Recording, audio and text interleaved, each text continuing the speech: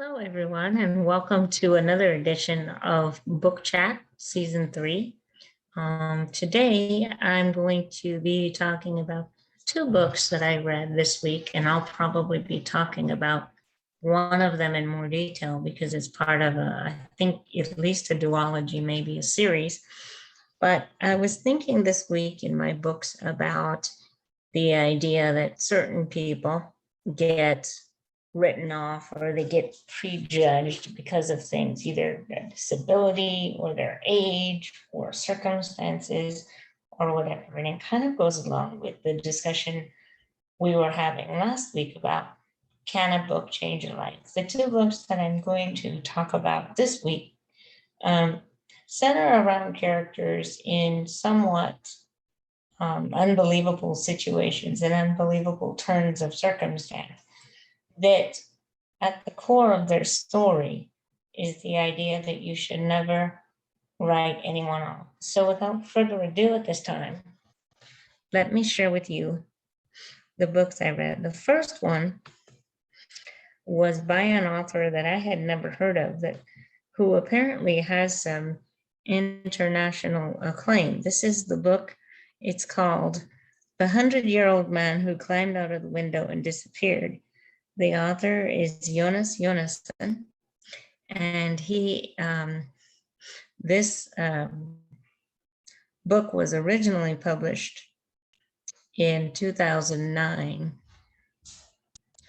in Swedish, and it was a sensation when it was published overseas, and it took about 3 years for it to be published in English. I just found it on a recommendation from Audible, actually. I was looking for kind of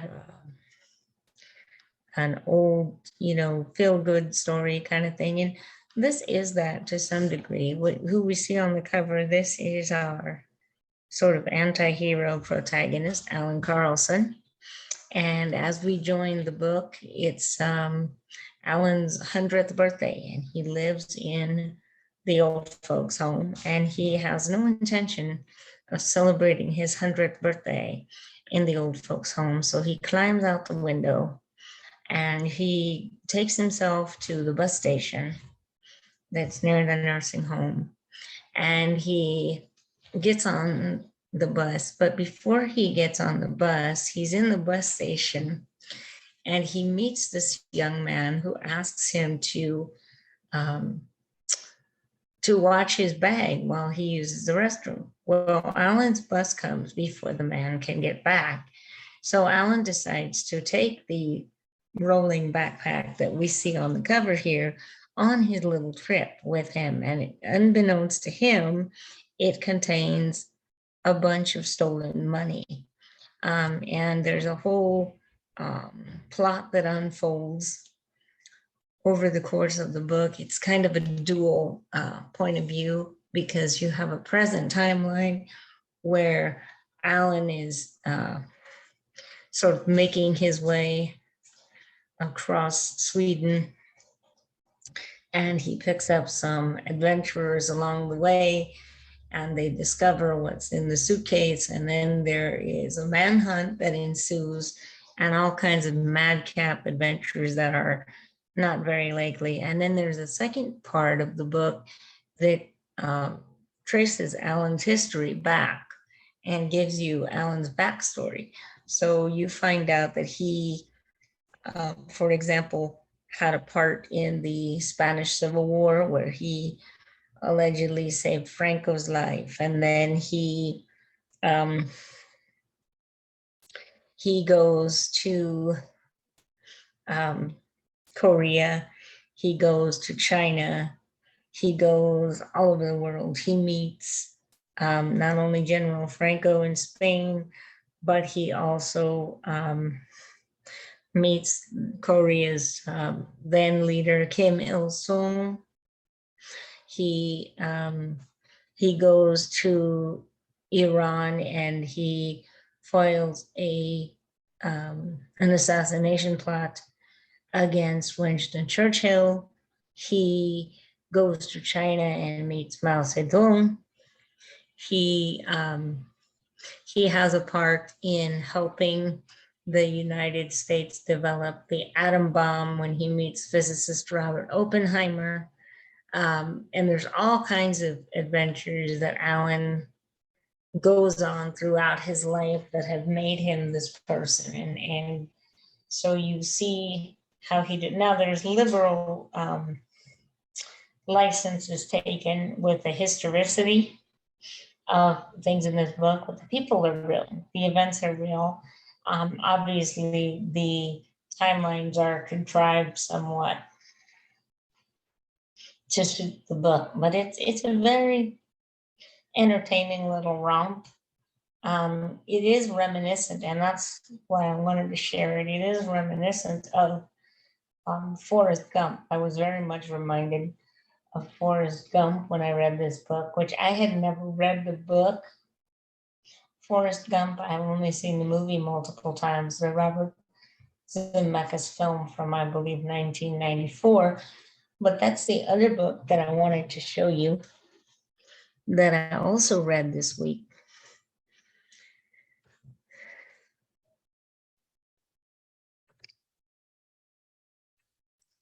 This is the edition of Forrest Gump that I read. This is the 25-year anniversary by Winston Groom.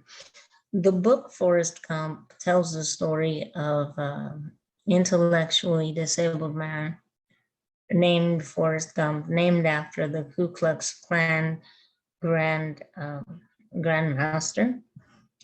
Forrest is raised in Mobile, Alabama, and like Alan Carlson in The 100-Year-Old Man Who Climbed Out the Window and Disappeared, Forrest has a checkered and a colorful journey throughout his life. Forrest is raised in Mobile, Alabama. He gets teased a lot by the kids in school because he just doesn't have the social skills or the intellectual capacity to really fit in at that time.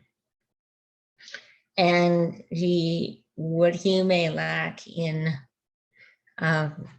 mental acumen, he makes up for in empathy and in physical growth. By the time Forrest is 16, he's 6'6", and he's a large guy. He's built like a football player, and he does play football. He becomes a member of his all-state team in high school, and then he goes to the University of Alabama, where he spends a semester there before he flunks out because he can't handle the academic workload. He flunks out of the University of Alabama, and after high school, he does a stint in the Army.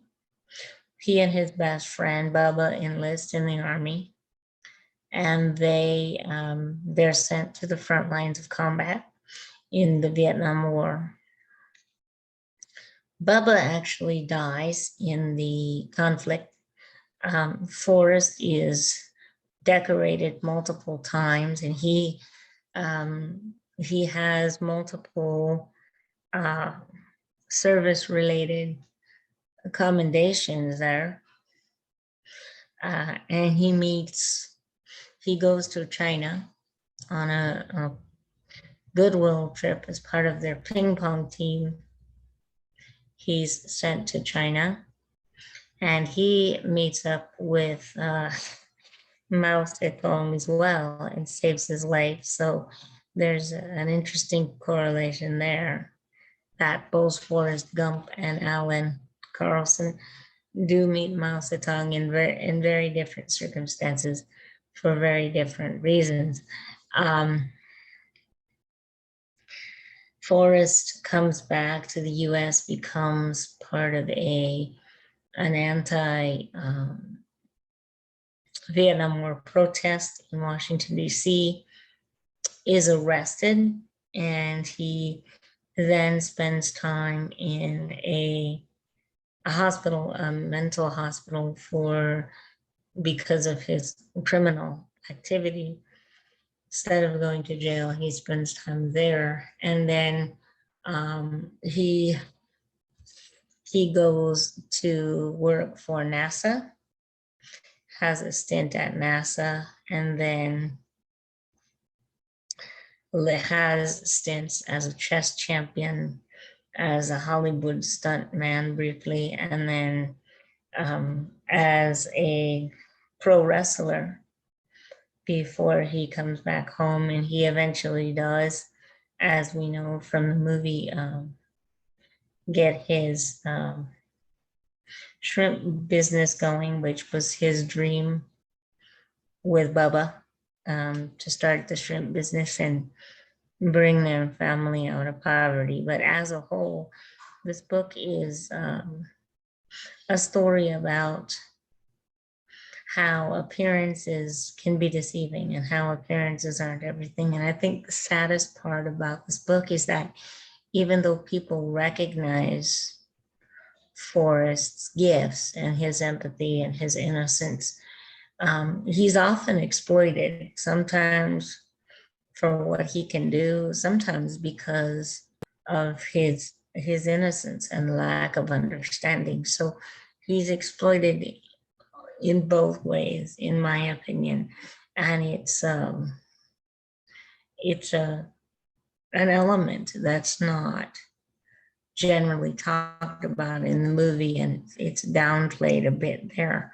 But I think that it's worth considering, and it's definitely, in terms of both of these books, it's definitely a theme that runs through both of these characters. One young and strong and not mentally adept, and one very mentally adept, but older and weaker, but still much more viable than you would expect for a man his age. So I think this week the question is,